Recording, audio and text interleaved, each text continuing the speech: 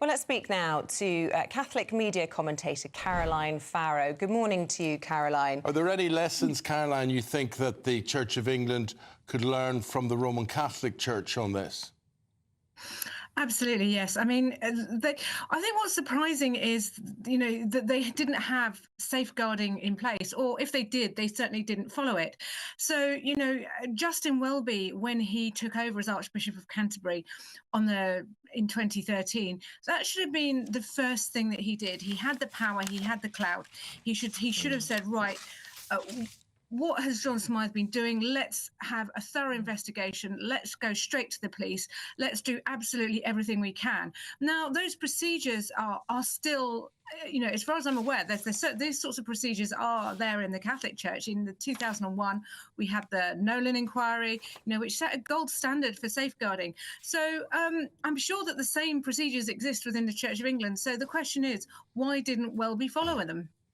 And, what do you think will happen to the Church of England if you think about what the impact of abuse allegations have had on the Catholic Church? Is there a way back? Can people trust the Church of England? Or do you think this will have done, irreversible harm to the Church? I hope that it hasn't done irreversible harm. It's very easy to sit here as a Catholic, and there is no schadenfreude for me in what's happened.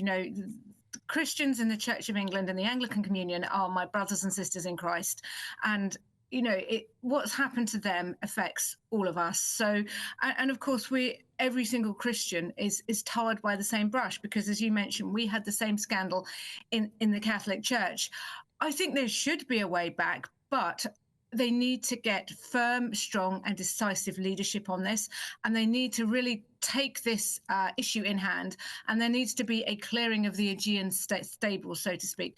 I think what's disturbing, apart from the obvious about Justin Welby not initially doing what he should have done and then not resigning, is that when you read his resignation statement yesterday, it was very clear that he was being forced to go rather than going from his own volition. He didn't want to fall on his sword. He was pushed rather than go voluntarily, and there was a real air of resentment. It has become clear to me that I must take personal responsibility. Well, actually, of course you should, even if he had been completely blameless, which we know that he wasn't. But even if he had been completely blameless, the Church needs to show that it's institutionally pure, that it's doing the right thing, it's on top of this, and this is how seriously it takes abuse, and this is how seriously it takes the victims. I mean, bear in mind that many of John Smythe's victims have died.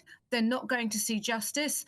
John Smythe himself died, and it was known from 1984 onwards that John Smythe was engaged in some horrific activity, that the aura around him was one of being very unsavory. So why, if something had been done much earlier, then countless more victims could have been saved. And it seems to me that the attitude was out of sight, out of mind. He's in South Africa. Oh, well, they can deal with it. Whereas actually they should have said, hang on, there is something really unpleasant about this guy. He's got a deep-seated disorder. He's going around sadistically beating and brutalizing boys in a very sexual fashion. What can we do to make sure that he's out of circulation and not able to hurt anyone else? Why, Caroline? It's obvious that the Archbishop doesn't see that as his fault or his responsibility. Why is he not making the connect? I wonder possibly if it's because John Smythe wasn't a clergyman. John Smythe was a barrister. I mean, he was deeply involved in the Church of England, and also some elements of the Church of England don't believe in holy orders in the same way that we have in the Catholic Church. You can have a vocation to lead without being a priest. So it might be that Justin Welby thought, well, he's not my direct report. He's not a sort of employee of the Catholic of the Church of England, so to speak. It doesn't concern.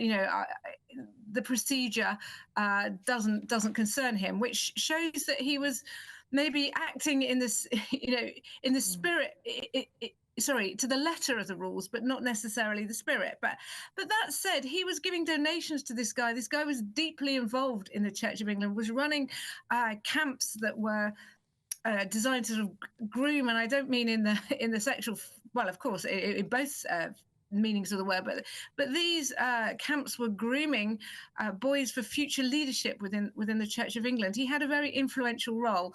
So either Justin Welby thought, well, this is not my problem because he's not a clergyman, or maybe Justin Welby felt uncomfortable because, let's face it, Justin Welby is from a rich and privileged Eton background, which is where John Smythe was operating. He was running these camps for boys that were predominantly from Eton, Harrow, Winchester. So these top public schools. Maybe he was part of that circle, and maybe it's the same problem I think we saw in the Catholic Church is, wanting to protect the institution and having a bit of compassion and for everybody, and thinking, well, maybe he won't do it again. Who knows why he didn't act, but clearly he didn't. And I think we all have to really, this is not something that, again, the Catholic Church can sit back and go, ha, ha, ha, it doesn't happen here. It can't happen here again. It can.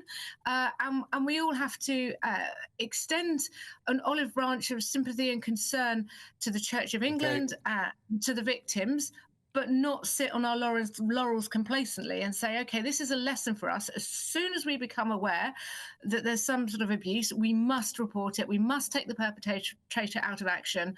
And we must do all that we can to stop this sort of thing happening again. Thank you very much for your forthright views there, Caroline Farrow. We appreciate it. We've got to leave it there. Thank you very much.